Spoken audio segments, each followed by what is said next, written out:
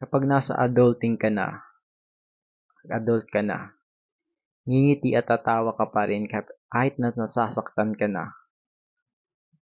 Ngingiti ka pa rin kahit sobrang sakit na pinagdadaanan mo.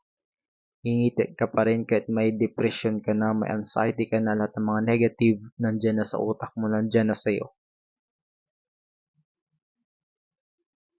Kaya napaka-weird kapag nasa adulting ka na, lahat ng yan mararanasan mo. Kapag nasa adulting ka na, dyan na magsisimula yung pag-question mo sa sarili mo, sa kakayahan mo, sa pagkatao mo.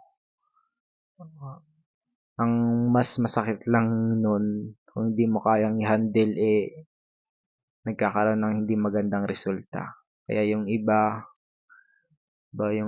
nakakalungkot lang yung mga ginagawa nila, yung pagkitil sa buhay nila.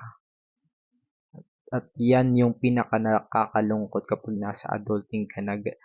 Ang daming problems, ang daming trials, ang daming mga mangyayaring i-challenge ka.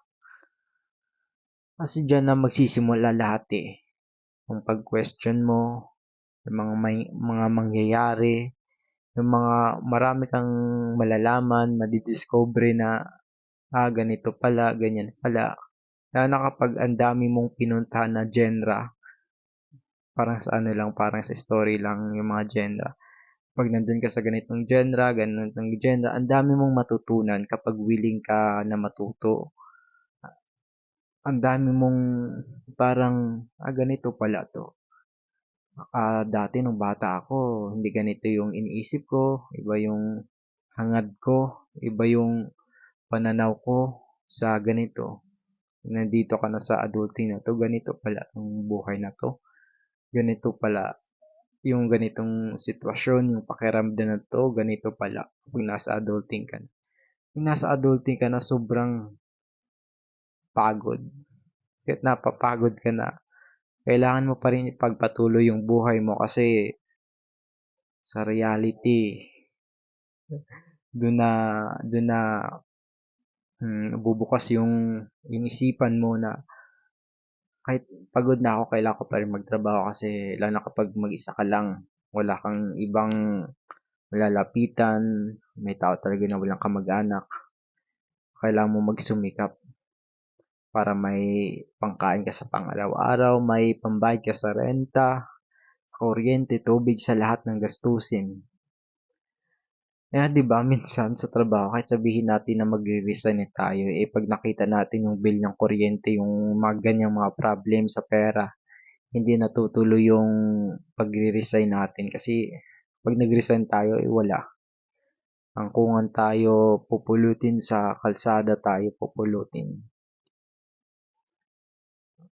Ano lang, maging aware ka lang sa mga ganyan. Kasi lahat ng effort mo, alam ko lahat ng effort mo kahit hindi ko pa nakita yung sa akin na result, yung effort ko.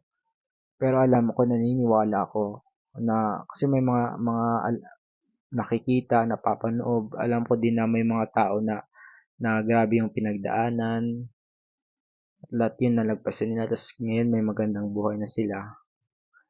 Alam ko ikaw, tayo, magiging ganyan din yung buhay mo, magkakaroon ka din ng maraming pera, magiging maganda din yung future mo.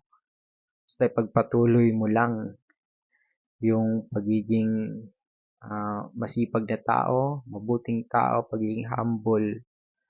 Ang daming mga pagsubok, mga problema, lahat-lahat na parang bagyo, parang sasampal sa atin. Basta masosurvive mo yan, magtiwala ka sa sarili mo at magtiwala ka sa Diyos.